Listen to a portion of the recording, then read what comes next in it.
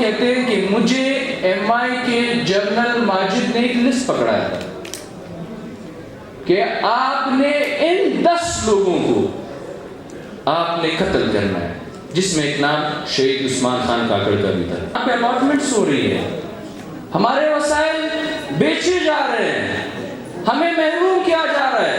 پشتون اور بلوچ کی حق ملکیت اور حق حکمیت کی بات کرتے ہیں، انہیں مسنگ کیا جاتا ہے۔ اب اس کے اوپر بات کرنے میں بھی شرم آتی ہے کہ ہم کہیں کہ الیکشن میں ہمارے ساتھ دھاندلی ہوئی ہے، اس لیے شرم آتی ہے کہ ہم کہیں گے کہ ہمیں دھاندلی ہوئی ہے، ہمارا سیٹ واپس کرو تاکہ ہم اسمبلی میں جائیں۔ کس اسمبلی میں ہم جائیں؟ اعوذ باللہ من الشیطان الرجیم، بسم اللہ الرحمن الرحیم۔ شہید باز محمد خان کاکڑ فاؤنڈیشن کی جانب سے شہدائے 8 اگست 2016 کی 8ویں برسی کے موقع پر یہاں بیٹھے تمام سیاسی پارٹیوں کے اکابرین، وکلا تنظیم سے تعلق رکھنے والے ہمارے وکلا برادری، سول سوسائٹی، اسٹوڈنٹس اور شہید باز محمد کاکڑ فاؤنڈیشن کے چیئرمین ڈاکٹر لال صاحب، بھائیوں اور بہنوں، سب سے پہلے پوری قوم کی جانب سے، پشتون بلوچ قوم، آپ سب یہاں بیٹھے بھائیوں بہنوں کی جانب سے میں شہدائے 8 اگست کو ان کی شہادت پہ، ان کی خدمت پہ خراج عقیدت پیش کرنا چاہوں گا۔ بھائیوں بہنوں، کم از کم آج کے دن ہمارے لہجے معذرت خواہ نہ ہو، ہم ایسے الفاظ استعمال نہ کریں جس میں ہم خود کو ایک غلام کی حیثیت سے، ایک مظلوم کی حیثیت سے اور اس ملک کے مقتدر حلقوں سے انصاف کی بھیک مانگنے کی حیثیت سے بات نہ کریں۔ شہدائے 8 اگست کے حوالے سے ایک آرٹیکل تھا، ایک رپورٹ تھی الجزیرہ نیوز کی، تو یہ سب واقعہ بیان کرنے کے بعد آخر میں 2 جملے انہوں نے اس حوالے سے لکھے ہیں، آپ سب سرچ کر سکتے ہیں۔ وہ یہ کہتے ہیں کہ صوبے کی جو باؤنڈریز ہے وہ ایران اور افغانستان سے ملتی ہیں، اور یہاں پہ گیس، آئل اور باقی ریسورسز ہیں، جس کی وجہ سے یہاں پہ امن قائم نہیں کیا جا سکتا، یہاں پہ لڑائیاں ہوتی ہے، یہاں پہ ریلیجیس ایکسٹریمزم ہے، شیعہ سنی اور طالبانائزیشن۔ اس سب واقعے کا جو نچوڑ ہے وہ یہ 2 جملے ہیں۔ 8 اگست کو جو ہوا، یہاں پہ ہماری میڈم نے کہا تھا کہ یہ، انہوں نے کسی اور کانٹیکس میں کہا، میں کسی اور کانٹیکس میں کہوں گا کہ یہ وہ تسلسل ہے ان 2 قوموں کو محروم رکھنے کی جو پالیسیز ہیں، یہ وہ تسلسل ہے جو پاکستان کی فیلڈ فارن پالیسی ہے جو افغانستان اور ایران کے متعلق ہے۔ بدبختی یہ ہے کہ ہمیں جو سزا ملی ہے وہ سزا ہمیں اس بنیاد پہ ملی ہے کہ سعودی عرب چاہتا ہے کہ ہم ایران کا مقابلہ، شیعہ سنی کا مقابلہ ہم یہاں اس صوبے میں کریں۔ فیلڈ پالیسی یہ ہے کہ ہم نے یہ ارادہ کیا ہے کہ کولڈ وار جب یہاں پہ ہوئی تھی اس سینٹرل ایشیا میں، جہاں پہ رشیا اور امریکہ نے زور آزمائی کرنی تھی تو اس میں ہم ایک فریق بنے. ہم نے امریکہ کا جو جنگ ہے وہ ہم اس خطے میں لے کے آئے اور جس کی وجہ سے لاکھوں لوگ اپنی جانوں سے ہاتھ دھو بیٹھے ہیں. بات یہ ہے کہ یہ ملک یا پھر یا کہا جاتا ہے پاکستانی قوم، اس ملک میں 5 قومیں آباد ہیں. ریاست پاکستان شروع دن سے یہ پنجابی قوم کی یا بالادست طبقوں کا ایک ملک ہے. یہ آج تک نہ پشتونوں کا ملک بنا ہے، نہ بلوچوں کا ملک بنا ہے، نہ سرائکیوں کا ملک بنا ہے اور نہ ہی سندھیوں کا ملک بنا ہے. ہمارا گناہ کیا ہے؟ گناہ یہ ہے کہ ہمارے پاس اللہ تعالیٰ کی دی ہوئی وسائل ہیں. بے شمار وسائل ہمارے پاس ہے. گیس، پیٹرول، آپ سمجھے، آئل سمجھے، کوئلہ ہو، گرینائٹ ہو، ماربل ہو، میگنیشیم ہو، یورینیم ہو، جو کچھ بھی آپ جانتے ہیں وسائل ریسورسز میں وہ آپ کے پاس موجود ہے. اور اس وسائل کو اس پہ قبضہ کرنے کے لیے سب سے پہلے اس علاقے میں یا اس قوم کی اس طبقے کو خاموش کرانا پڑتا ہے جو اس کے لیے آواز اٹھائے.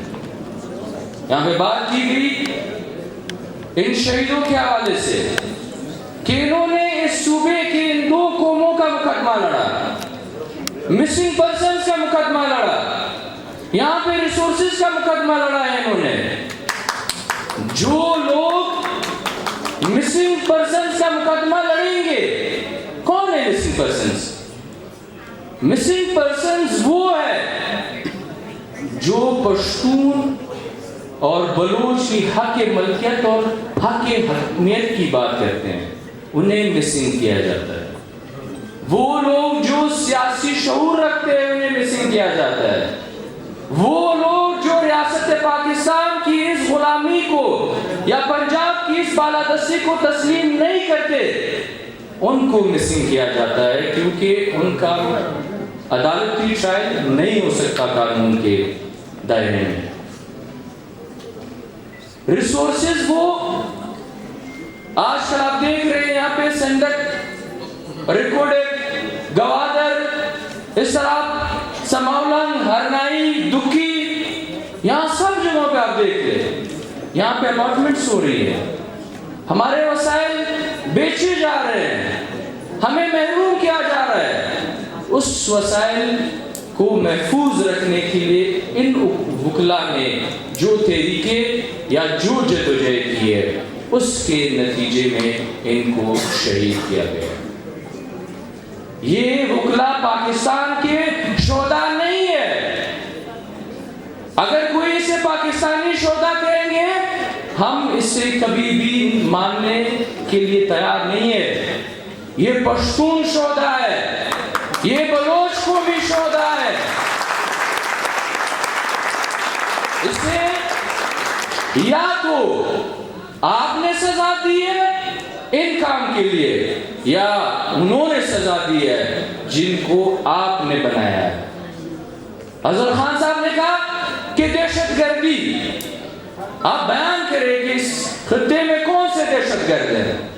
وہ دہشت گرد جو عقابات سے جنہیں نکالا گیا تھا، وہ دہشت گرد جن کو احسان وہ کیا کہتے مشرف نے بنائے تھے، کرنل امام نے بنائے تھے، حامد گل نے بنائے تھے.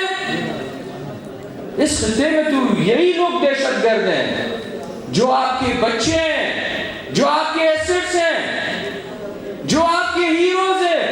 تو آپ کے انہی ہیروز نے ان وکلا کو، ان لوگوں کو اس دن شہید کیا ہے. اب کم ظرفی تو دیکھیے، کہتے ریاست ماں ہوتی ہے، ماں کی کم ظرفی تو دیکھیں.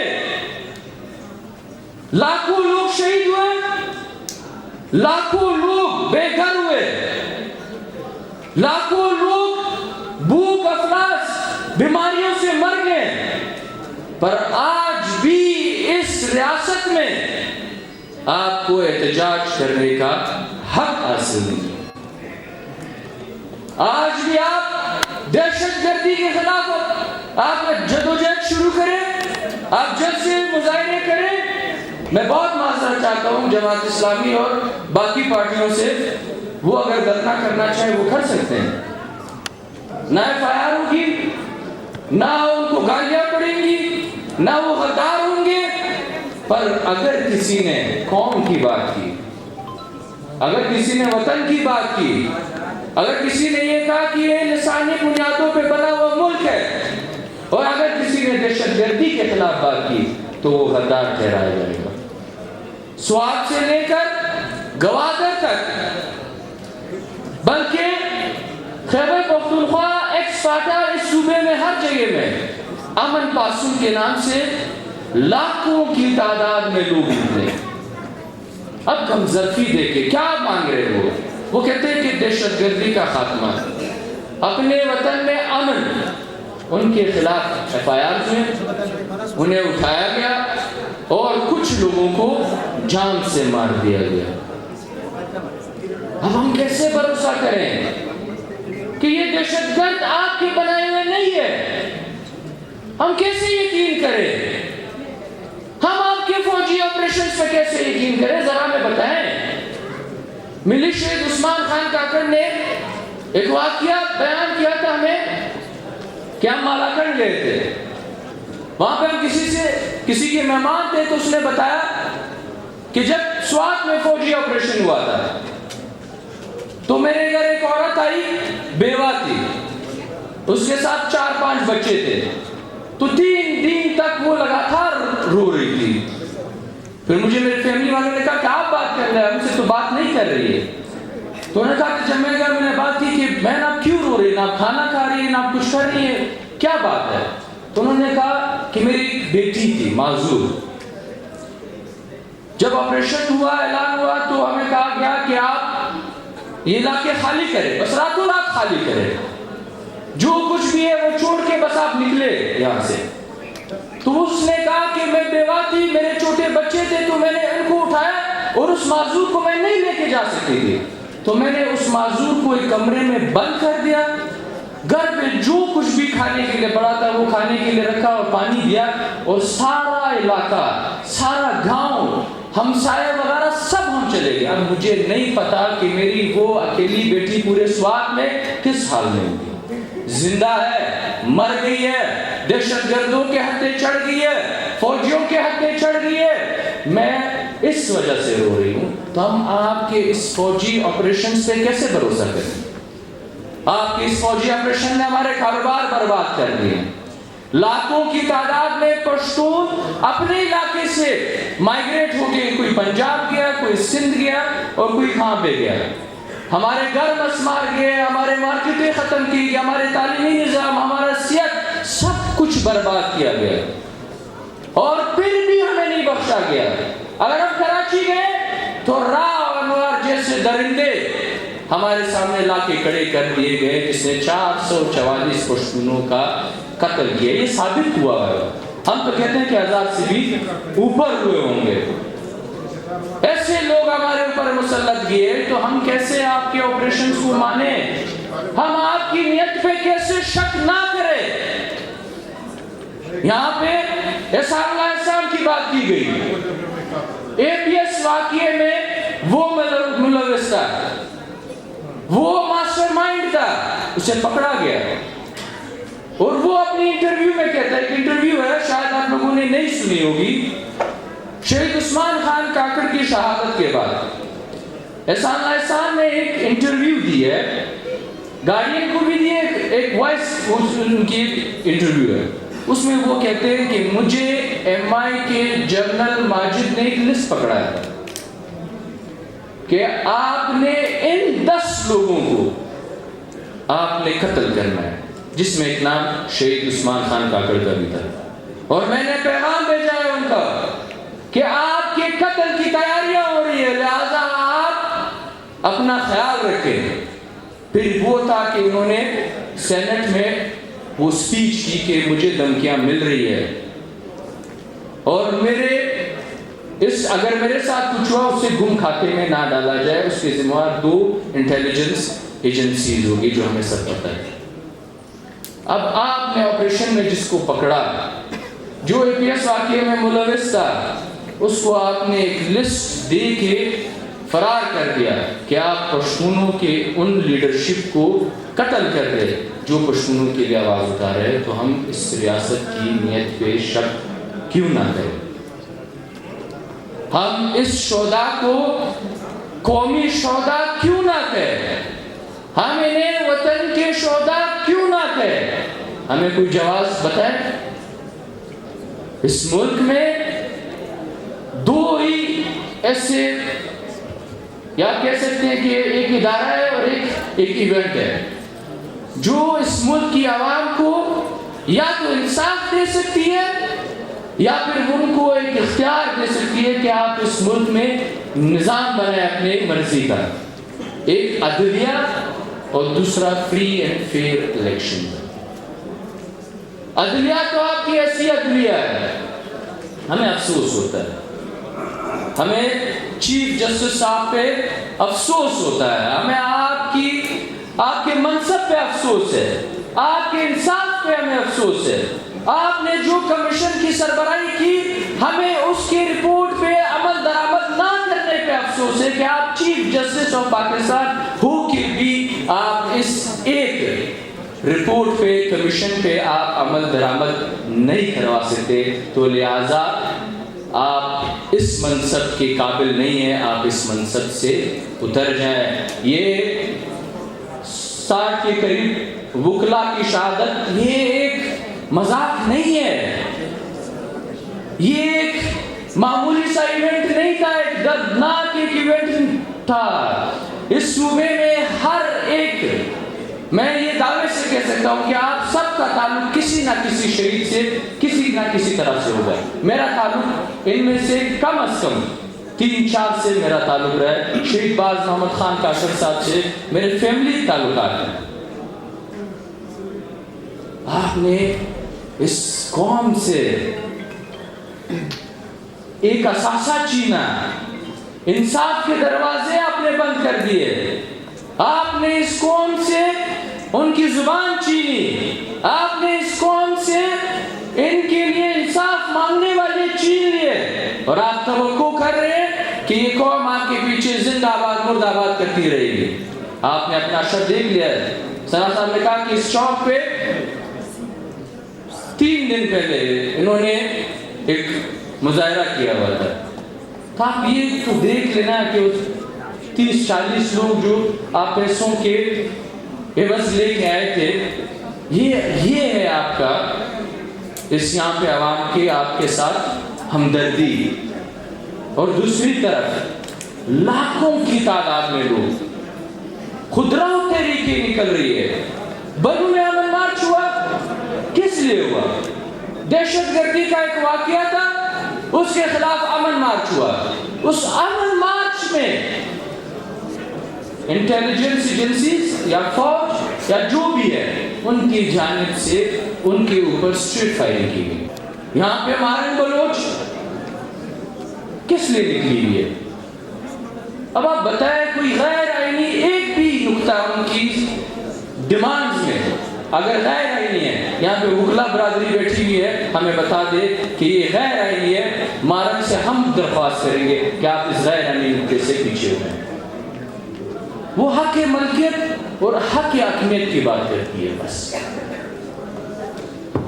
اور ان کے پیچھے لاکھوں کی تعداد میں بلوچ مائیں بہنیں باپ بھائی یہ ان کے پیچھے اس تحریک میں شامل ہو رہے ہیں. ثنا صاحب نے کہا بہت اچھی بات کی کہ ہمارے پشتون بلوچ کے مسائل ایک جیسے ہیں,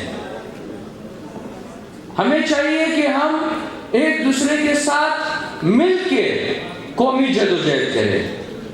اور شاید ان کو یہ علم نہ ہو, آبادی کے لحاظ سے اس ملک میں پشتون زیادہ ہے, اور اس آبادی کے تناسب کی وجہ سے میں یہ کہہ سکتا ہوں کہ مارن بلوچ کو میڈیا کے اندر جو سپورٹ پشتونوں نے دیا ہے وہ شاید بلوچ کی آبادی سے زیادہ ہے،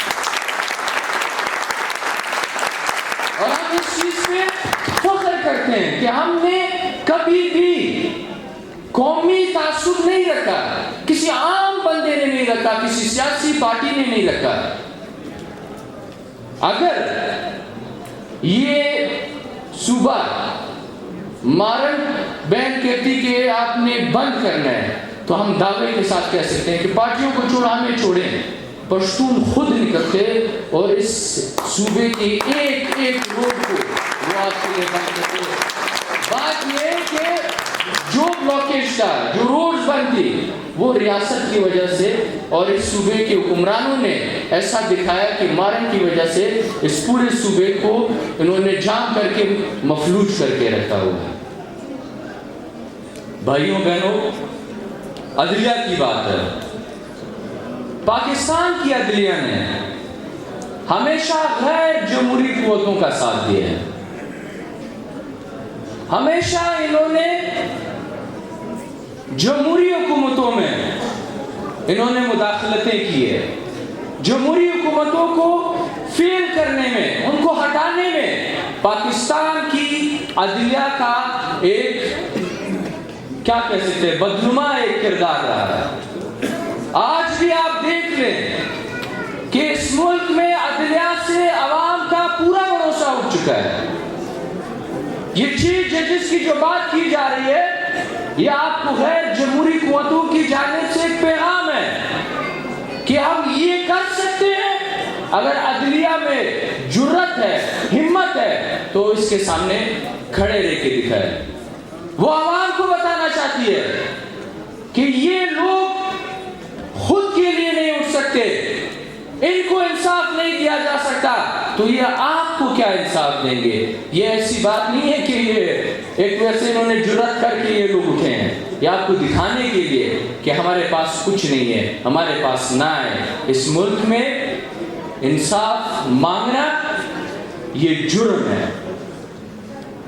بھائیوں، بات یہاں تک پہنچی ہے کہ اس ملک کے مقتدر حلقوں کو سوچنا چاہیے، یہ چھوڑ دیا کہ آپ کسی کو سیٹ دیں گے، وزارتیں دیں گے، آپ منسٹریز دیں گے، آپ مراعات دیں گے، آپ خوشحال کو یہ دیں گے، آپ کسی اور کو دیں گے، آپ کسی اور کو دیں گے۔ اس سے آپ عوام کو آپ گمراہ نہیں کر سکتے۔ ان چند سالوں میں کہیں یا مہینوں میں کہیں، جس نے اس صوبے میں آپ دیکھ لیں، یہ حقیقت ہے، سے منہ موڑنا یہ اپنی قوم کے ساتھ غداری ہے، اپنی وطن کے ساتھ غداری ہے۔ جس نے بھی پاکستان کو یہاں پہ زندہ باد کہا ہے، جو مطلب کیا کہہ سکتے ہیں، جو عوام کی طرف سے جو تذلیل ان کی جاتی ہے، جو ان کو سبق سکھایا جاتا ہے، ان کا جو حشر کیا جاتا ہے نوجوانوں کی جانب سے، وہ آپ کے سامنے آپ فیس بک کھول لیں، آپ کو پتہ چل جائے گا کہ نوجوان آج کس راہ پہ چلے ہیں۔ آپ یہ نہ سمجھے کہ میرے ہاتھ میں ہوگا مجھے کچھ دیں گے تو کل نوجوان میرے پیچھے بھاگنے لگ جائیں گے۔ ہمارے پیچھے کوئی نہیں بھاگے گا جب تک ہم یہ باتیں نہیں کریں گے۔ ہم اس سے پیچھے ہٹیں گے تو یہ نوجوان ہمیں بھی نہیں مانیں گے۔ لہذا ہم یہ کہنا چاہتے ہیں، یہاں پہ پشتون، بلوچ، مائیں بہنیں، سیاسی پارٹیاں بیٹھی ہوئی ہے۔ شہید عثمان خان کاکڑ ایک بات کہتے تھے کہ ہمیں چاہیے کہ ہم وہ پشتون نیشنل ایجنڈے اور بلوچ نیشنل ایجنڈے کی بھی بات کرتے تھے۔ جب پشتونوں سے مخاطب ہوتے تھے تو کہتے تھے کہ پشتون نیشنل ایجنڈا، جب بلوچوں سے مخاطب ہوتے تھے تو کہتے تھے کہ بلوچ نیشنل ایجنڈا۔ اب حالات ایسے ہیں کہ سیاسی پارٹیوں کو سمجھنا ہے تو سمجھ جائیں، ورنہ آپ سیاسی پارٹیاں جو 50 سال سے یا 100 سال سے ہے، ان کا وجود ختم ہو جائے گا اگر آج بھی وہ اس مسئلے پر سنجیدگی سے نہیں بیٹھیں گے۔ یہاں پہ شیر اعظم مروت صاحب بیٹھے تھے، انہوں نے ایک بات کی کہ ہمیں اکٹھا ہونا چاہیے۔ شاید ان کو پتہ نہیں ہے کہ یہاں پہ لوگ، یہاں کی عوام، یہاں کے نوجوان وہ اب اکٹھے ہیں، یونائٹڈ ہیں، وہ نکلے ہیں اپنے حقوق کے لیے۔ بس فرق یہ ہے کہ آج وہ سیاسی جدوجہد کر رہے ہیں، پرامن جدوجہد کر رہے ہیں. کل اگر ریاست نے ان کے ہاتھ میں کچھ اور تھما دیا تو شاید وہ کسی اور طرف نکل جائے، اور پھر ریاست میں اتنی طاقت نہیں ہوگی کہ وہ نوجوانوں کا راستہ روک سکے.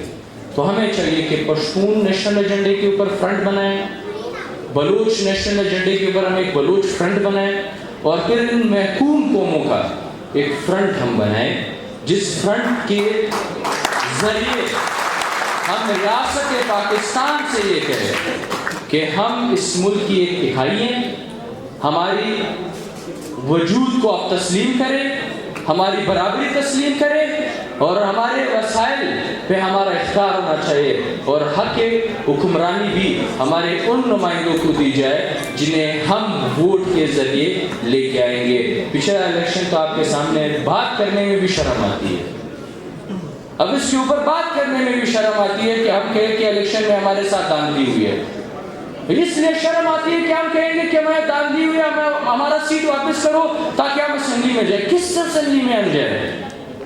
اس اسمبلی میں جائیں جہاں پہ لینڈ مافیا، ڈرگ مافیا، جہاں پہ ان کے چہیتے، جہاں پہ ان کے ڈیتھ اسپاٹس، جہاں پہ کام فروش اور وطن فروش سے بھر کے انہوں نے حکومتیں بنائی.